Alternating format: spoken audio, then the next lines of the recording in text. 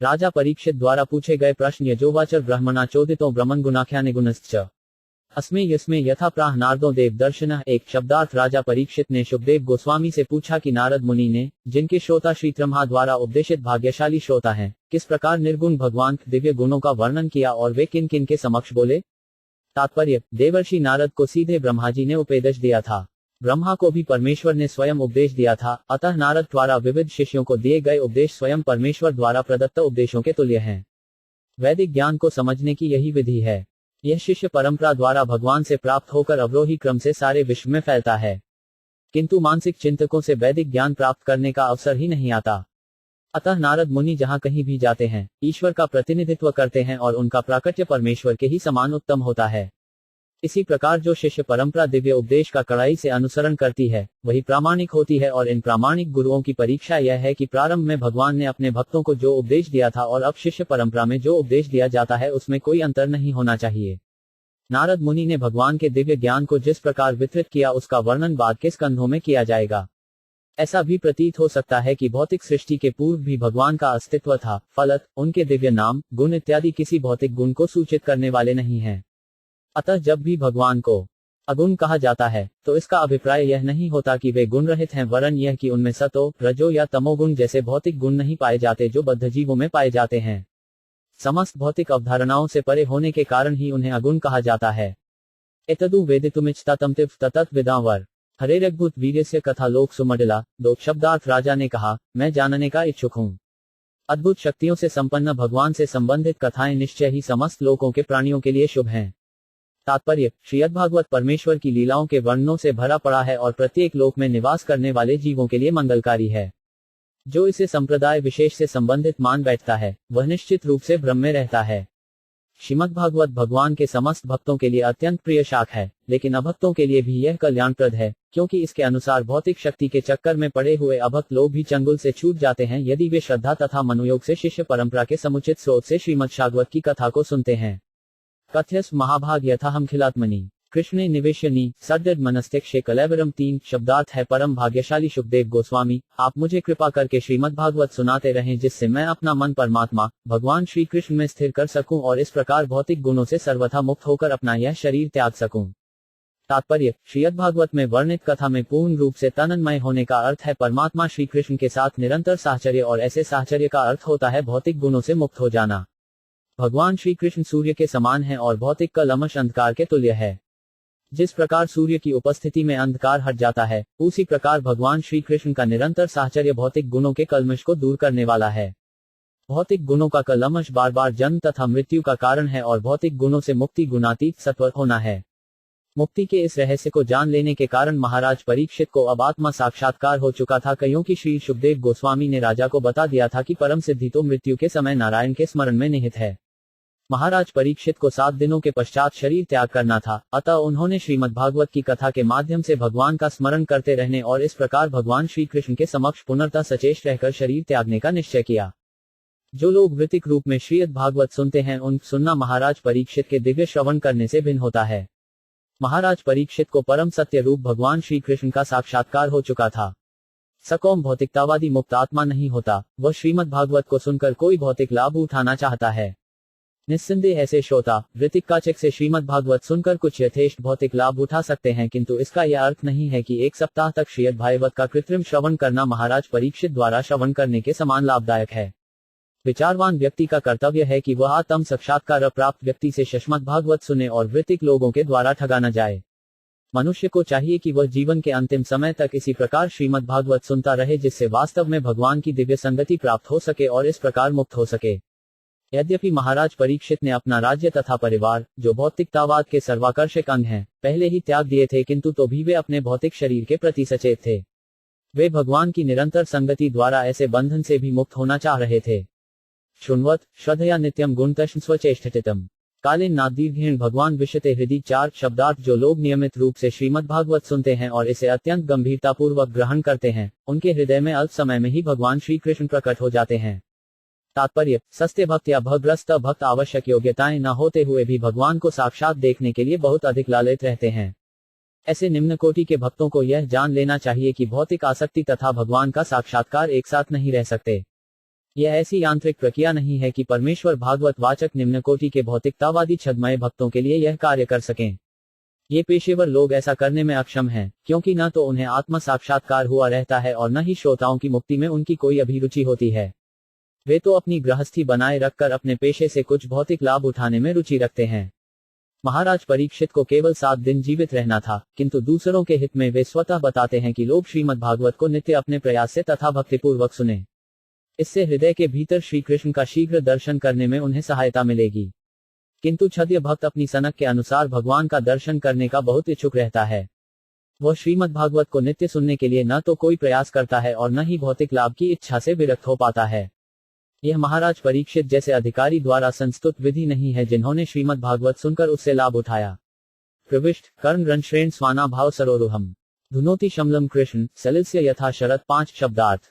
परमात्मा रूप भगवान श्री कृष्ण का शब्दावतार अर्थात श्रीमद् भागवत स्वरूप सिद्ध भक्त के हृदय में प्रवेश करता है, उसके भावात्मक संबंध रूपी कमल पुष्प पर आसीन हो जाता है और इस प्रकार काम, क्रोध तथा लोभ जैसी भौतिक संगति की धूल को धो डालता है। इस प्रकार यह गंदले जल के तालाबों में शरद ऋतु की वर्षा के समान कार्य करता है। तात्पर्य, कहा जाता है कि भगवान का एक अकेला शुद्ध भक्त संसार के समस्त पतितों को उबार सकता है। अतः जिसे नारद या शुकदेव गोस्वामी जैसे शुद्ध भक्त का विश्वास प्राप्त है और जो अपने गुरु से शक्ति प्राप्त करता है, जिस प्रकार नारद ने ब्रह्मा जी से प्राप्त की थी, वह न केवल स्वयं को माया के चंगुल से छुड़ाता है वरन अपनी शुद्ध तथा शक्ति संपन्न भक्ति की शक्ति से सारे संसार को उबार सकता है। गंदले जलाशयों में गिरने वाली शारदीय वर्षा से उपमा देना अत्यंत उपयुक्त है। वर्षा ऋतु में सारी नदियों का पानी गदला हो जाता है, किंतु शरद ऋतु में जब हल्की वर्षा होती है तो संसार भर में नदियों का जल स्वच्छ हो जाता है। किसी रसायन की अल्प मात्रा से शहरी जलागार की तरह किसी छोटे जलाशय का जल स्वच्छ किया जा सकता है, किंतु ऐसे अल्प प्रयास से नदियों का जल स्वच्छ नहीं किया जा सकता। किंतु भगवान का शक्ति संपन्न शुद्ध भक्त न केवल अपने को उबार सकता है वरन अपनी संगति से अनेकों को उबारता है। दूसरे शब्दों में, अन्य विधियों से यथा ज्ञान मार्ग या योगासन द्वारा अपना ही कलुषित हृदय स्वच्छ किया जा सकता है, किंतु भगवत भक्ति इतनी शक्तिशाली होती है कि वह शुद्ध शक्ति संपन्न भक्त की भक्ति से समस्त लोगों के हृदयों को स्वच्छ कर सकती है। नारद, शुकदेव गोस्वामी, भगवान चैतन्य, छहों गोस्वामी तथा उनके बाद श्री भक्ति विनोद ठाकुर तथा श्रीमद् भक्ति सिद्धांत सरस्वती ठाकुर इत्यादि जैसे भगवान के वास्तविक प्रतिनिधि अपनी शक्ति संपन्न भक्ति के द्वारा सभी लोगों का उद्धार कर सकते हैं। श्रीमद् भागवत को सुनने के सत्प्रयासों द्वारा मनुष्य को भगवान के साथ दास, सखा, वात्सल्य अथवा माधुर्य प्रेम के दिव्य भाव में अपने स्वाभाविक संबंध का बोध हो जाता है और इस प्रकार के आत्म साक्षात्कार से वह तुरंत भगवान की दिव्य प्रेमाभक्ति का भागी बन जाता है। नारद जैसे समस्त शुद्ध भक्त न केवल स्वरूप सिद्ध जीव थे, वरन जे स्वांत सुखाय उपदेश देने के कार्य में लगे रहते थे और इस तरह से माया के गुणों में फंसे अनेक हीन जीवों का उद्धार करते थे। वे इतने शक्ति संपन्न इसीलिए हो सके क्योंकि वे नियमित रूप से भागवत के सिद्धांतों का श्रवण एवं पूजन करते थे। संचित हो चुकी भौतिक वासनाएं भगवान के अपने प्रयासों से ऐसे कार्यों द्वारा स्वच्छ हो जाती हैं। भगवान जीवों के हृदय में सदैव विद्यमान रहते हैं, किंतु वे भक्तिमय सेवा से प्रकट होते हैं। ज्ञान के अनुशीलन या योग द्वारा हृदय की शुद्धि किसी एक व्यक्ति के लिए कुछ काल के लिए उपयुक्त सिद्ध हो सकती है, किंतु यह स्थिर जल की अल्प मात्रा को रासायनिक विधियों से स्वच्छ करने के समान है। इस प्रकार से शुद्ध किया जल मैल के कुछ काल तक तलछट बैठ जाने के कारण स्वच्छ रह सकता है, किंतु तनिक भी हिलाने पर पुनः गदला हो जाता है। कहने का तात्पर्य यह है कि भगवान की भक्तिमय सेवा ही हृदय को सदा के लिए स्वच्छ बनाने की एकमात्र विधि है। अन्य विधियां भले ही कुछ समय के लिए श्रेष्ठ हों, किंतु मन के विचलित होने से पुनः गंदले होने की आशंका रहती है। माया के चंगुल से मुक्ति के लिए सर्वोत्तम विधि यही है कि भगवत भक्ति के साथ ही नियमित रूप से श्रीमद् भागवत का ध्यानपूर्वक श्रवण किया जाए। धौतात्मा पुरुष कृष्ण पाद मूल न मुझकनति मुक्त सर्व परिक्लेश पाथ स्वशरण यथा। 6 शब्दार्थ। भगवान का शुद्ध भक्त जिसका हृदय एक बार भक्ति के द्वारा स्वच्छ हो चुका होता है, वह श्री कृष्ण के चरण कमलों का कभी भी परित्याग नहीं करता, क्योंकि उसे भगवान वैसी ही परम तुष्टि देते हैं जैसी की कष्टकारी यात्रा के पश्चात पथिक को अपने घर में प्राप्त होती है। तात्पर्य, जो परमेश्वर श्री कृष्ण का शुद्ध भक्त नहीं है उसका हृदय पूर्णतः स्वच्छ नहीं होता, किंतु पूर्णतः शुद्ध हृदय वाला व्यक्ति भगवान की भक्ति कभी नहीं छोड़ता।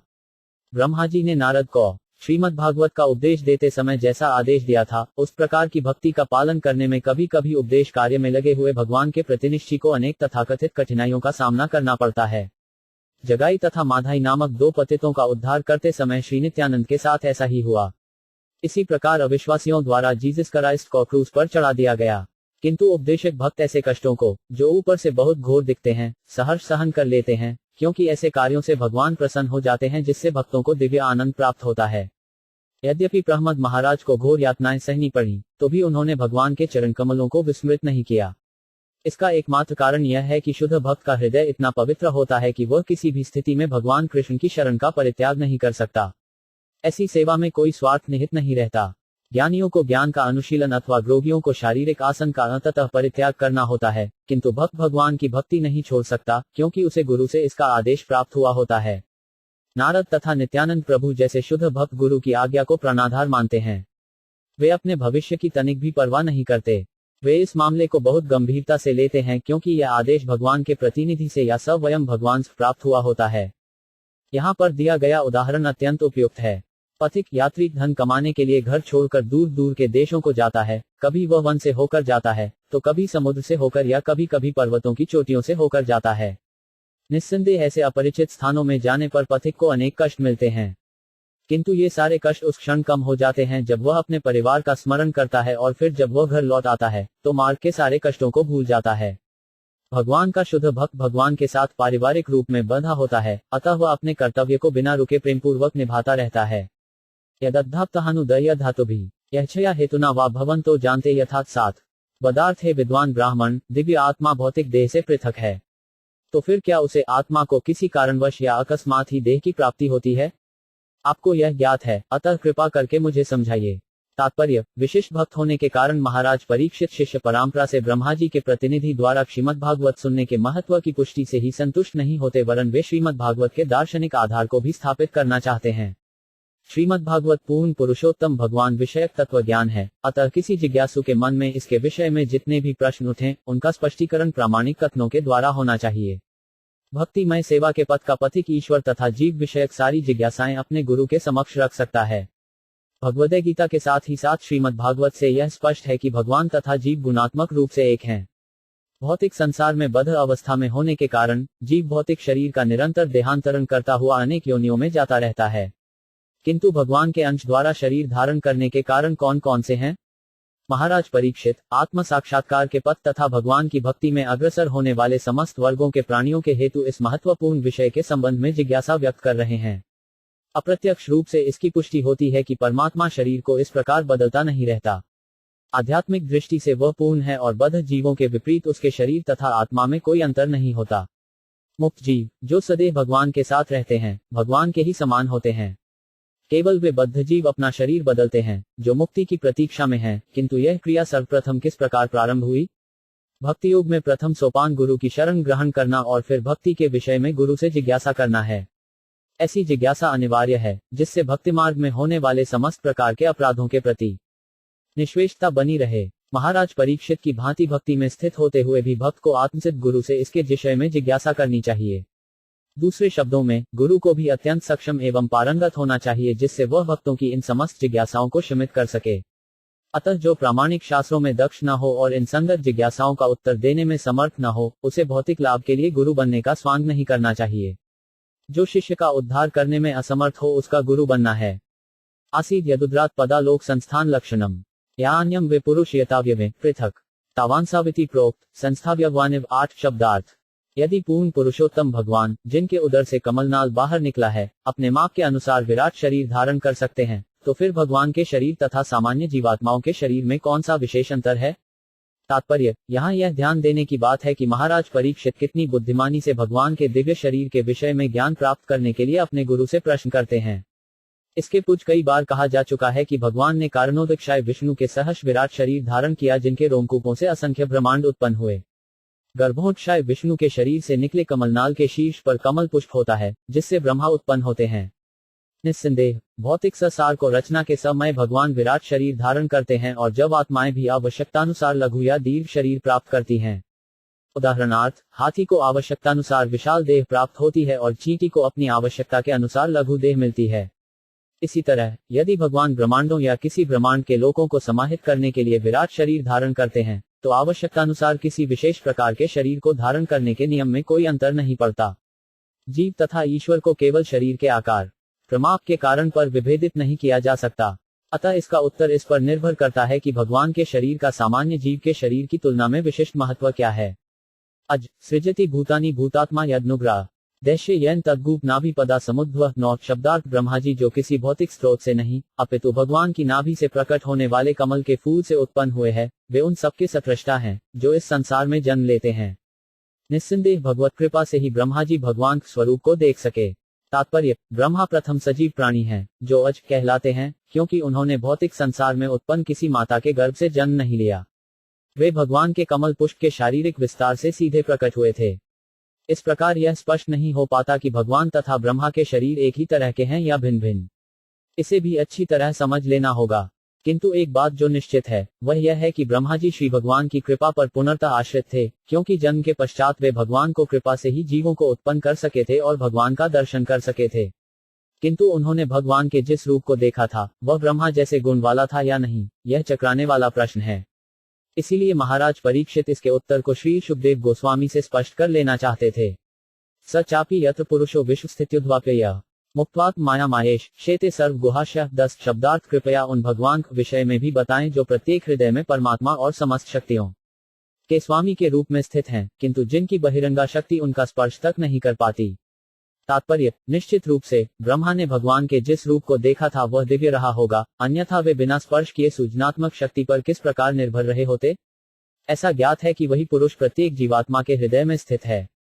इसकी भी समुचित व्याख्या होनी चाहिए। पुरुषाव्यवलों का सपाला पूर्व कल्पिता लोकर्मुष्यवेवा सपालरिति शुश्रुम 11 शब्दार्थ है विद्वान ब्राह्मण। इसके पूर्व व्याख्या की गई थी कि ब्रह्मांड के समस्त लोक अपने अपने लोकपालकों सहित विराट पुरुष के विराट शरीर के विभिन्न अंगों में ही स्थित हैं। मैंने भी यह सुना है कि विभिन्न लोकमंडल विराट पुरुष के विराट शरीर में स्थित माने जाते हैं, किंतु उनकी वास्तविक स्थिति क्या है? कृपा करके मुझे समझाइए। यावान कल्पोविकल्प वा यथा कालोनुमीयते भूत भव्य भवत शब्द आयुर्मान च यत् सतः 12 शब्दार्थ कृपा करके सृष्टि तथा प्रलय के मध्य की अवधि कल्प तथा अन्य गौण सृष्टियों विकल्प एवं भूत वर्तमान तथा भविष्य शब्द से सूचित होने वाले काल के विषय में भी मुझे बताएं। साथ ही ब्रह्मांड के विभिन्न लोकों के विभिन्न जीवों यथा देवों मनुष्यों इत्यादि की आयु की अवधि के विषय में भी मुझे बताएं। तात्पर्य, भूत वर्तमान तथा भविष्य ये काल के विभिन्न अंश हैं जिनसे इस ब्रह्मांड पर तथा इसकी सारी की सारी साज सामग्री में से जिसमें विभिन्न लोकों के प्राणी सम्मिलित हैं जीवन की अवधि आयु सूचित होती है। कालस्यानुगतिया तु लक्ष्यते 5 अन्वी बृहत्यपि यावत्य कर्म गत्यो याह शीद्विन सतम 13 शब्दार्थ है ब्राह्मण श्रेष्ठ। कृपा करके मुझे काल की लघु तथा दीर्घ अवधियों एवं कर्म की प्रक्रिया के क्रम में काल के शुभारंभ के विषय में भी बतलाएं। यस्मिन कर्म समावायो यथा ये नो गृहाते गुणाना गुणिना चे परिणामम भीप्स्ताम 14 शब्दार्थ। इसके आगे आप कृपा करके बताएं कि किस प्रकार भौतिक प्रकृति के विभिन्न गुणों से उत्पन्न फलों का आनुपातिक संचय इच्छा करने वाले जीव पर अपना प्रभाव दिखाते हुए उसे विभिन्न योनियों में देवताओं से लेकर अत्यंत शुद्ध प्राणियों तक को ऊपर उठाता या नीचे गिराता है। तात्पर्य, प्रकृति के भौतिक गुणों में समस्त कर्म और कर्मफल लघु रूप में अथवा बृहद रूप में संचित होते रहते हैं और इस प्रकार इन संचित कर्मों के फल उसी अनुपात में प्रकट होते हैं। महाराज परीक्षित ब्राह्मण श्रेष्ठ शुकदेव गोस्वामी से पूछते हैं कि ये कर्म तथा उनके फल किस प्रकार घटित होते हैं, इसके लिए कौन सी विभिन्न विधियां हैं और वे किस अनुपात में कार्यशील होते हैं। उच्च लोक जिन्हें स्वर्ग के देवों का धाम कहते हैं अंतरिक्षयान के बल पर नहीं, जैसी कि अब अनुभवहीन वैज्ञानिकों द्वारा कल्पना की जाती है, अपितु सात्विक कर्मों से प्राप्त किए जाते हैं। जिस लोक में हम अब रह रहे हैं उसमें भी जिस देश के लोग समृद्ध हैं उसके भीतर विदेशियों का प्रवेश प्रतिबंधित है। उदाहरणार्थ, अमेरिकी सरकार ने कम समृद्ध देशों से आने वाले विदेशियों के प्रवेश में अनेक प्रतिबंध लगा रखे हैं। इसका कारण यह है कि अमेरिकी ऐसे किसी विदेशी के साथ अपनी संपन्नता में साझेदार नहीं बनना चाहते जिन्होंने अपने आप को अमेरिका के नागरिकों की भांति योग्य नहीं बनाया है। यही मनोवृत्ति उन लोकों में पाई जाती है जहां के निवासी अधिक बुद्धिमान हैं। उच्च लोकों का रहन सहन सतोगुणी है, अतः जो भी चंद्र सूर्य तथा शुक्र जैसे उच्चतर लोकों में प्रवेश करना चाहता है उसे सतोगुणी कर्मों द्वारा पूर्ण रूप से योग्य होना चाहिए। महाराज परीक्षित के प्रश्न सतोगुणी कर्मों के अनुपात पर आधारित हैं जिनके कारण इस लोक का प्राणी ब्रह्मांड के उच्चतम लोकों में जाने के योग्य हो सकता है। जिस लोक में हम रह रहे हैं उसमें भी जब तक कोई आनुपातिक रूप से उत्तम कर्म नहीं करता तब तक उसे समाज में अच्छा स्थान प्राप्त नहीं होता। कोई व्यक्ति उच्च न्यायालय के न्यायमूर्ति को कुर्सी पर बिना उस पद के लिए योग्यता के बल प्रयोग से नहीं बैठ सकता। इसी प्रकार जब तक इस जीवन में उत्तम कर्म नहीं किए जाते तब तक उच्चतर लोकों में प्रवेश नहीं हुआ जा सकता। रजो तथा तमोगुणी व्यक्ति केवल इलेक्ट्रॉनिक यंत्रों के बल से उच्च लोकों में प्रवेश नहीं कर सकते। भगवद गीता 9.25 के कथन के अनुसार जो लोग उच्चतर लोकों में जाने के लिए अपने को योग्य बनाते हैं वे वहां पहुंच सकते हैं। इसी प्रकार जो लोग पितृलोक जाना चाहते हैं वे वहां जा सकते हैं। ठीक इसी प्रकार से इस पृथ्वी पर रहकर जो दशा सुधारना चाहते हैं वे ऐसा कर सकते हैं, और जो लोग भगवान के धाम जाने के काम में लगे हैं वे वैसा परिणाम पा सकते हैं। सतोगुण में संपन्न समस्त कर्म, भक्तियुक्त शुभ कर्म, भक्तियुक्त ज्ञान का अनुशीलन, भक्तियुक्त योग तथा अंत में नितांत शुद्ध भक्ति के नाम से जाने जाते हैं। यह शुद्ध भक्ति दिव्य होती है और पराभक्ति कहलाती है। केवल इसी के द्वारा ईश्वर के दिव्य धाम को पाया जा सकता है। ऐसा दिव्य धाम कोई पौराणिक कल्पना नहीं है, अपितु उतना ही वास्तविक हक जितना कि चंद्रमा। ईश्वर तथा ईश्वर के धाम को समझने के लिए मनुष्य में दिव्य गुण होने चाहिए। भूपाताल ककुब्योम ग्रह नक्षत्र भूभुताम सरित समुद्र द्वीपाना संभवश्लेष दोकसाम 9575 शब्दार्थ है ब्राह्मण श्रेष्ठ, कृपा करके यह भी बताए कि ब्रह्मांड भर के गोलकों, स्वर्ग की चारों दिशाओं, आकाश, ग्रहों, नक्षत्रों, पर्वतों, नदियों, समुद्रों तथा द्वीपों एवं इन सबके विविध प्रकार के निवासियों की उत्पत्ति किस प्रकार होती है। तात्पर्य, विभिन्न किस्म के भरे भागों इत्यादि के वासी भिन्न प्रकार से स्थित होते हैं और वे सभी मामलों में एक समान नहीं होते। स्थल के वासी जल या आकाश के वासियों से भिन्न होते हैं। इसी प्रकार विभिन्न ग्रहों तथा आकाश के नक्षत्रों के वासी भी एक दूसरे से भिन्न होते हैं। ईश्वरीय नियम के अनुसार कोई भी स्थान रिक्त नहीं है, किंतु एक स्थान के वासी दूसरे से भिन्न होते हैं। यहाँ तक कि मानव समाज में भी जंगलों अथवा मरुस्थलों के वासी ग्रामों तथा नगरों के वासियों से भिन्न होते हैं। ऐसे वे प्रकृति के विभिन्न गुणों के अनुसार निर्मित होते हैं।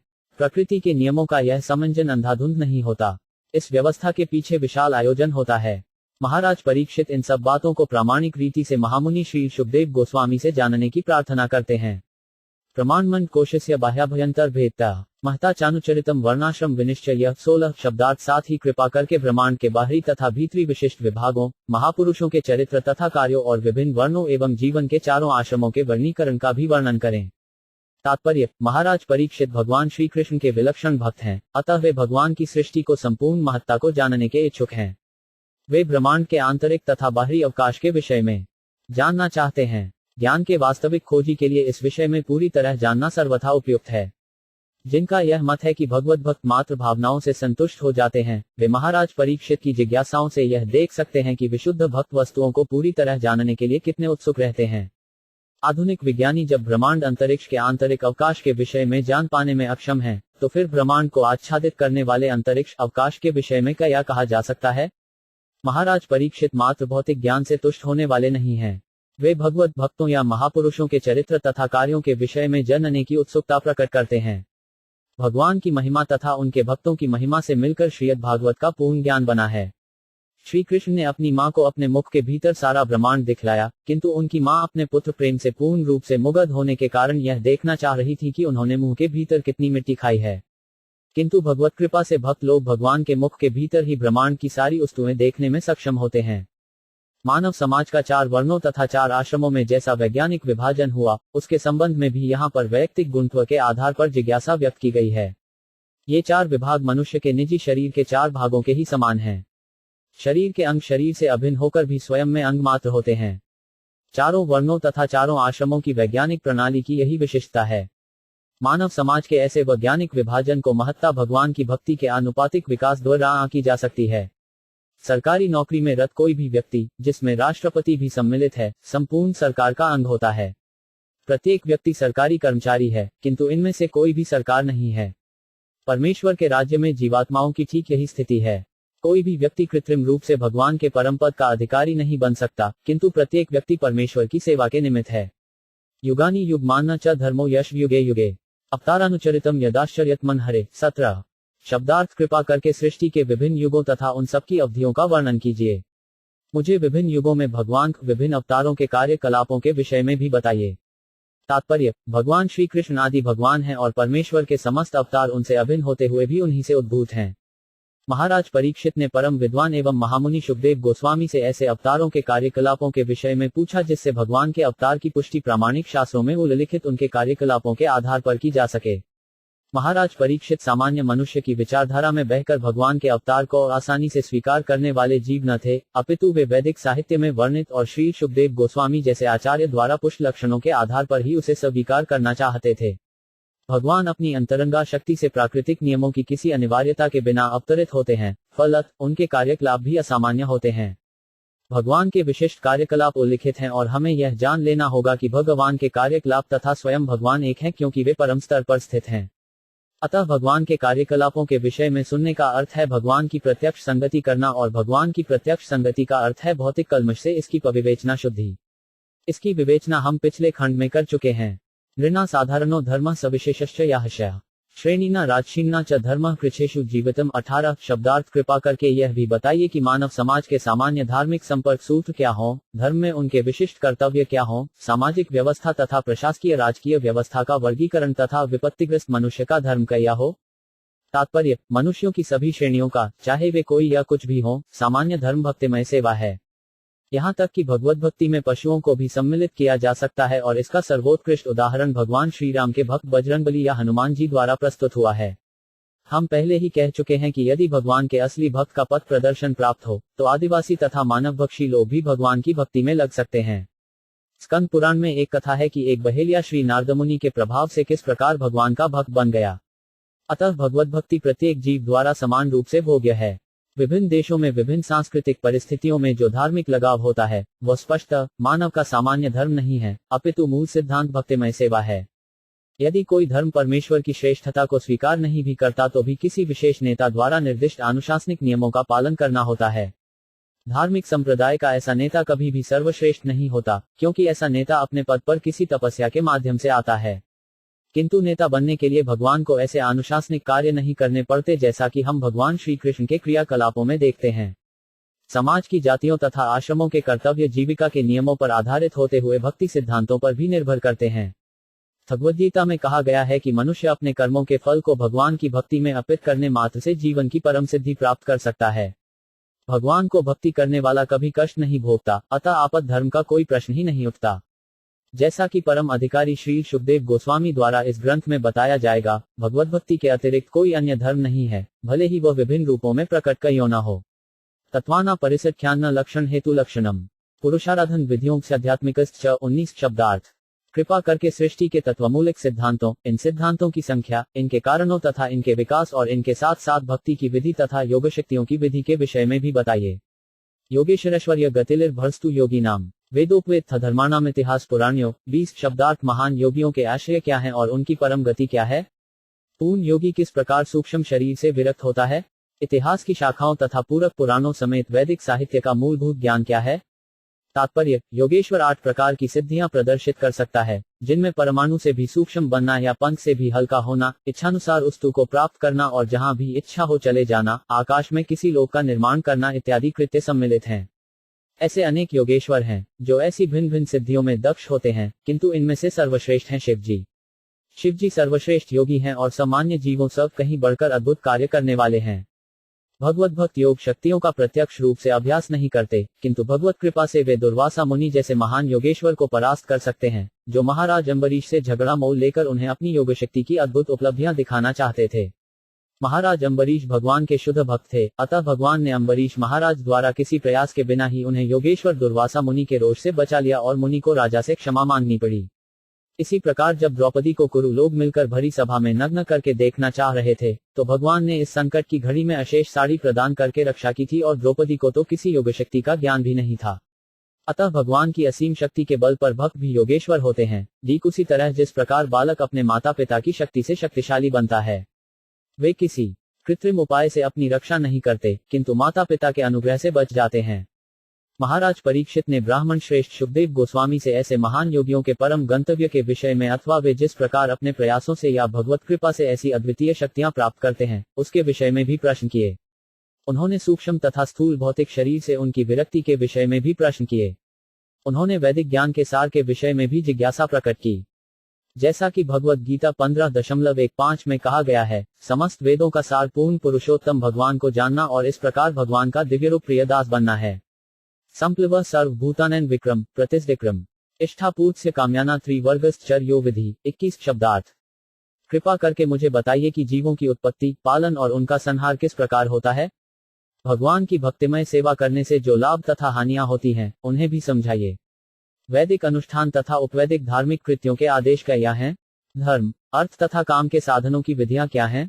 तात्पर्य, संप्लव सम्यक साधन के अर्थ में भक्ति करने के लिए प्रयुक्त होता है, जबकि प्रतिसंप्लव इसके बिल्कुल विपरीत है और भक्ति की प्रगति को विनष्ट करने वाले का द्योतक है। जो व्यक्ति भगवान की भक्तिमय सेवा में दृढ़तापूर्वक स्थित है वह सरलतापूर्वक बद्ध जीवन बिता सकता है। बद्ध जीवन बिताना समुद्र के बीच में नाव के खेने जैसा है। इसमें मनुष्य को समुद्र की कृपा पर आश्रित रहना पड़ता है, क्योंकि किसी भी क्षण थोड़े से विक्षोभ से नाव डूब सकती है। हाँ, यदि मौसम अच्छा रहा तो निस्संदेह नाव सरलता से चलती रहती है, किंतु यदि थोड़ा भी तूफान, कोहरा, झंझा या बादल रहा तो नाव किसी भी क्षण डूब सकती है। कोई कितना ही साधन संपन्न क्यों ना हो, वह समुद्र की तरंग को नियंत्रित नहीं कर सकता। जिन्होंने जलयानों के द्वारा समुद्र पार किया है उन्हें समुद्र की कृपा पर निर्भर रहने का पर्याप्त अनुभव होगा, किंतु भगवत कृपा से भवसागर को बिना झंझा या कोहरे के भय के सरलता से पार किया जा सकता है। यह सब भगवान की इच्छा पर निर्भर करता है। यदि बद्ध जीवन में कोई दुर्भाग्यपूर्ण खतरा उत्पन्न हो जाए तो कोई कुछ नहीं कर सकता, किंतु भगवान के भक्त भवसागर को चिंता रहित होकर पार कर लेते हैं, क्योंकि भगवान उनकी सदैव रक्षा करता है। भगवद गीता 9.13। भगवान अपने भक्तों के भौतिक बद्ध जीवन के कार्यकलापों की ओर विशेष ध्यान देते हैं। भगवद गीता 9.29। अतः प्रत्येक व्यक्ति को भगवान के चरण कमलों की शरण ग्रहण करनी चाहिए और सब तरह से शुद्ध भक्त बनना चाहिए। अतः मनुष्यों को सक्षम गुरु से उसी प्रकार यह जानना चाहिए कि भक्ति करने से क्या क्या लाभ तथा हानियां हैं, जिस प्रकार श्री शुकदेव गोस्वामी से महाराज परीक्षित ने पूछा था। भक्ति रसायरित सिंधु के अनुसार मनुष्य को चाहिए कि शरीर तथा आत्मा के पोषण के लिए जितने भोजन की आवश्यकता हो उतने ही खाए। मानव शरीर के निर्वाह के लिए दूध तथा शाकाहार पर्याप्त है, अतः स्वाद की पूर्ति हेतु इससे अधिक कच्चा खाने की कोई आवश्यकता नहीं है। भौतिक जगत में अपने को बड़ा दिखाने के लिए धन का संग्रह नहीं करना चाहिए।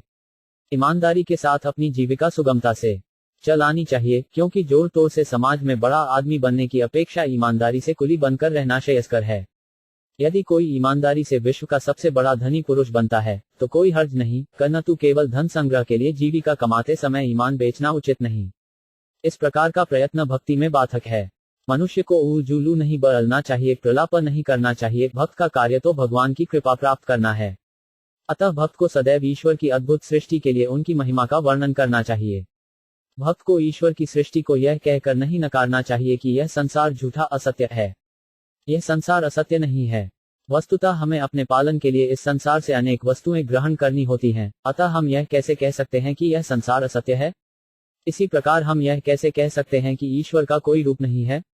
भला कोई निर्विशेष होकर समस्त बुद्धि तथा चेतना से किस प्रकार युक्त हो सकता है?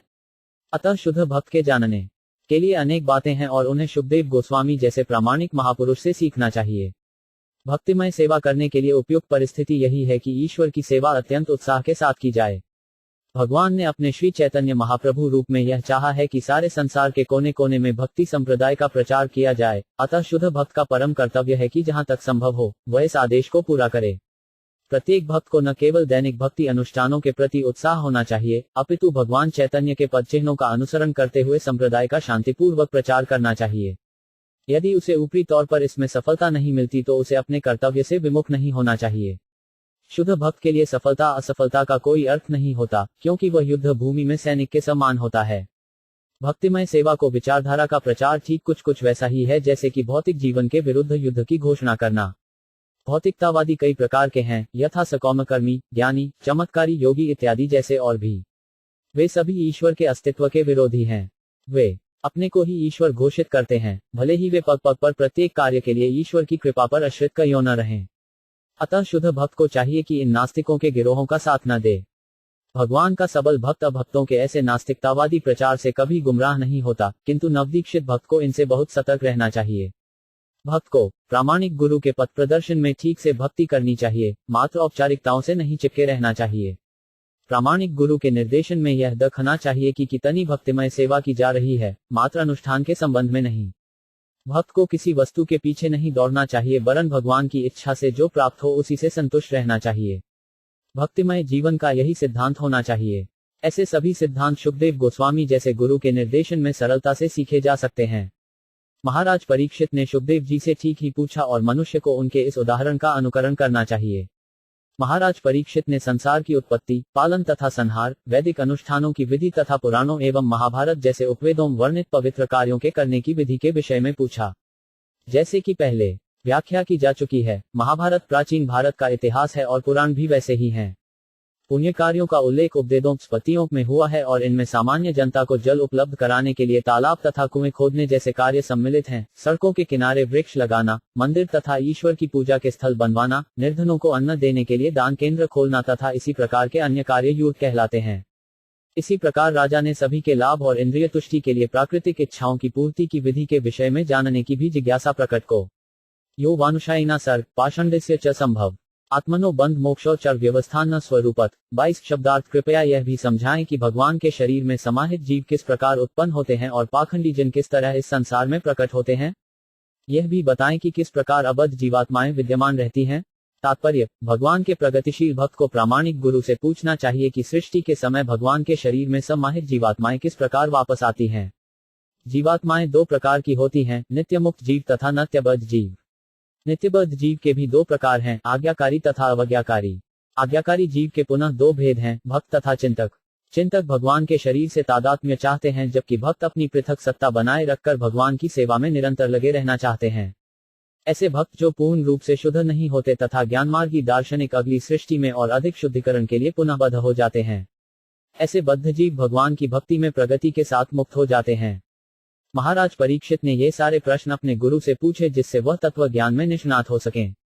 यथात्म तंत्रो भगवान विक्रीत्यात्म माया विसृज्य वा यथा मायामुदस्ते साक्षविद विभु। 23 शब्दार्थ। स्वतंत्र भगवान अपनी अंतरंगा शक्ति से अपनी लीलाओं का आस्वादन करते हैं और प्रलय के समय वे इन्हें बहिरंगा शक्ति को प्रदान कर देते हैं और स्वयं साक्षी रूप में बने रहते हैं। तात्पर्य: भगवान श्री कृष्ण पूर्ण पुरुषोत्तम भगवान होने तथा समस्त अन्य अवतारों के स्रोत होने के कारण वे ही एकमात्र स्वतंत्र पुरुष हैं। वे अपनी इच्छानुसार सृष्टि द्वारा लीलाओं का आस्वादन करते हैं और प्रलय के समय इन्हें बहिरंगा शक्ति को प्रदान कर देते हैं। केवल अंतरंगा शक्ति से ही वे पूतना का वध करते हैं, यद्यपि वे माता यशोदा की गोद में लीलाएं करते हैं। जब वे इस संसार से प्रयाण करना चाहते हैं तो वे अपने ही वंश यदुकुल के संहार की लीला रचाते हैं और ऐसे विनाश से अप्रभावित बने रहते हैं। जो कुछ घटित हो रहा है वे उम्त के साक्षी हैं, तो भी उससे उन्हें कुछ लेना देना नहीं। वे सब प्रकार से स्वतंत्र हैं। शुद्ध भक्त को यह सब अच्छी तरह जानना चाहिए, इसीलिए महाराज परीक्षित ने पूरी तरह जान लेने की जिज्ञासा प्रकट की। सर्वमेतच भगवन पृच्छतो में 5 नु पूर्वश तत्वतो। तात्पर्य: गुरु अपने शिष्य को ज्ञान प्रदान करने के लिए सदैव उद्यत रहता है, विशेष रूप से तब जबकि शिष्य अत्यंत उत्सुक हो। प्रगतिशील शिष्य के लिए उत्सुकता बनाए रखना अत्यावश्यक है। महाराज परीक्षित विलक्षण शिष्य थे, कईयों की वे नितांत उत्सुक थे। यदि कोई आत्म साक्षात्कार के लिए अत्यधिक उत्सुक नहीं होता तो केवल शिष्यता दिखाने के लिए गुरु के पास नहीं जाना चाहिए। महाराज परीक्षित न केवल जो कुछ उन्होंने पूछा है उसके विषय में जानने के उत्सुक हैं, वरनु जो कुछ वे नहीं पूछ पाए उसके विषय में भी जानने के लिए उत्सुक हैं। वस्तुतः मनुष्य के लिए गुरु से हर एक बात पूछना संभव नहीं है, किंतु प्रामाणिक गुरु सब प्रकार से शिष्य के लाभ हेतु उसे प्रकाश दे सकता है। अन्न प्रमाण ही भवान परमेष्ठी यथात्म भूः औपरे चानुतिष्ठन्ति पूर्वेशा पूर्व जय कृतम। 25 शब्दार्थ। है महर्षि, आप आदि प्राणी ब्रह्मा के तुल्य हैं। अन्य लोग केवल प्रथा का पालन करते हैं जिस प्रकार पूर्ववर्ती दार्शनिक चिंतक किया करते हैं। तात्पर्य: यहाँ यह दलील रखी जा सकती है कि शुकदेव गोस्वामी ही अध्यात्म संबंधी पूर्ण ज्ञान के एकमात्र अधिकारी नहीं, अनेक अन्य मुनि तथा उनके अनुयायी भी अधिकारी हैं। व्यासदेव के समकालीन अथवा उनसे भी पूर्व अनेक महर्षि हुए हैं, यथा गौतम, कणाद, जैमिनी, कपिल तथा अष्टावक्र, और इन सभी ने अपने अपने दार्शनिक मार्ग प्रस्तुत किए हैं। पतंजलि भी इनमें से एक हैं। इस प्रकार इन 6 ऋषियों को आधुनिक दार्शनिकों तथा चिंतकों के ही समान अपनी अपनी विचारधाराएं हैं। श्री शुकदेव गोस्वामी तथा उपर्युक्त 6 ऋषियों के दार्शनिक मार्गों में यही अंतर है कि जहां 6 ऋषि अपने चिंतन के अनुसार तथ्यों का वर्णन करते हैं, वही श्रीमद् भागवत में शुकदेव गोस्वामी प्रत्यक्ष ब्रह्मा से प्राप्त ज्ञान को प्रस्तुत करते हैं, जिन्हें आत्मभू कहा जाता है, अर्थात वे जो सर्वशक्तिमान भगवान से जन्मे हों और उन्हीं से शिक्षित किए हुए हों। वैदिक दिव्य ज्ञान का अवतरण सीधे भगवान से होता है। भगवत कृपा से ब्रह्मांड के प्रथम जीव ब्रह्मा जी को ज्ञान प्राप्त हुआ, ब्रह्मा से नारद को और नारद से व्यास को ज्ञान मिला।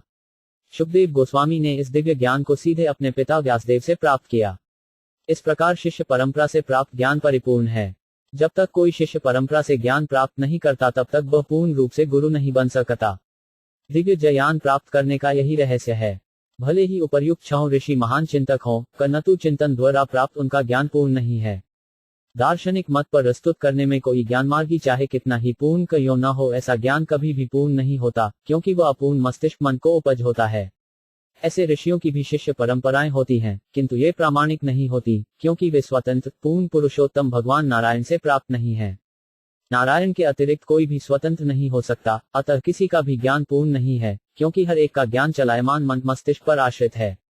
मन पदार्थ है, अतः भौतिक चिंतकों द्वारा प्रस्तुत ज्ञान कभी भी दिव्य और पूर्ण नहीं हो सकता। संसारी दार्शनिक स्वयं अपूर्ण होने के कारण अन्य दार्शनिकों से मतभेद रखता है, और संसारी दार्शनिक का कोई अपना सिद्धांत न होने से वह दार्शनिक कभी नहीं कहा जा सकता। महाराज परीक्षित जैसे बुद्धिमान पुरुष इन चिंतकों को नहीं मानते, चाहे वे कितने ही बड़े क्यों न हों। वे तो केवल शुकदेव गोस्वामी जैसे अधिकारी से सुनते हैं, जो परंपरा पद्धति के द्वारा श्री भगवान से अभिन्न होते हैं, जैसा कि भगवद गीताम बल के साथ कहा गया है। न मेठस परायंती ब्रह्मनंशनदमी पिबनतो 5 चेतदु तवा कप्याओं थी विष्णुम श्रित मत 26 शब्दार्थ है विद्वान ब्राह्मण, अच्युत भगवान कथा के अमृत का, जो आपकी वाणी रूपी समुद्र से बह रहा है, मेरे द्वारा पान करने से मुझे उपवास रखने के कारण किसी प्रकार की कमजोरी नहीं लग रही। तात्पर्य: ब्रह्मा, नारद, व्यास तथा शुकदेव गोस्वामी की शिष्य परंपरा अन्यों से विशेष रूप से भिन्न है। अन्य मुनियों की शिष्य परंपराएं समय की बर्बादी जैसी हैं, क्योंकि वे अच्युत कथा से विहीन हैं। कारण तथा तर्क के द्वारा चिंतक अपने अपने सिद्धांतों को अच्छी तरह से प्रस्तुत कर सकते हैं, किंतु ये कारण तथा तर्क अचूक नहीं होते, क्योंकि उनसे उत्तम अन्य चिंतकों द्वारा वे परास्त कर दिए जाते हैं। महाराज परीक्षित को चंचल मन के शुष्क चिंतन के प्रति तनिक भी रुचि नहीं थी। वे तो भगवत्था में रुचि रखते थे, क्योंकि उन्हें लगा कि शुकदेव गोस्वामी के मुख से ऐसी अमृत कथा सुनने के कारण उन्हें कमजोरी का अनुभव नहीं हो रहा था, यद्यपि वे आसन मृत्यु के कारण अनशन कर रहे थे। कोई चाहे तो ऐसे चिंतकों को सुन सकता है, किंतु दीर्घकाल तक ऐसा नहीं चल पाता। मनुष्य ऐसे घिसे पिटे चिंतन को सुनकर शीघ्र ही ऊब उठेगा, और संसार का कोई भी व्यक्ति ऐसे व्यर्थ के चिंतन को सुनकर तुष्टि नहीं पाता। शुकदेव गोस्वामी जैसे महापुरुष से भगवान की कथा सुनते हुए कोई थकेगा नहीं, भले ही अन्य कारणों से वह क्षीण का योना हो चुका हो। श्रीमद् भागवत के कुछ संस्करणों में इस श्लोक की अंतिम पंक्ति का पाठ इस प्रकार है: अन्यत्र कुपिता द्विजात, जिसका अर्थ है कि राजा सर्पदंश के कारण सन्निकट मृत्यु के विचार से भाव भी हो सकता है।